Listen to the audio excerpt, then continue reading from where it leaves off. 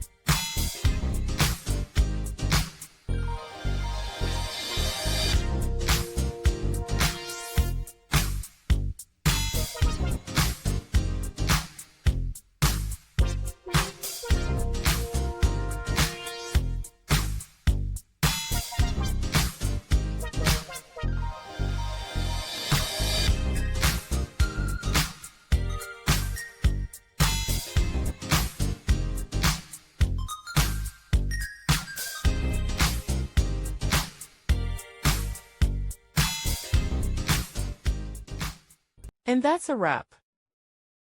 I hope you found the answer you were looking for. If you did, take a second to hit that subscribe button. It really helps out. And let me know in the comments which solution worked best for you. See you next time in the debug zone.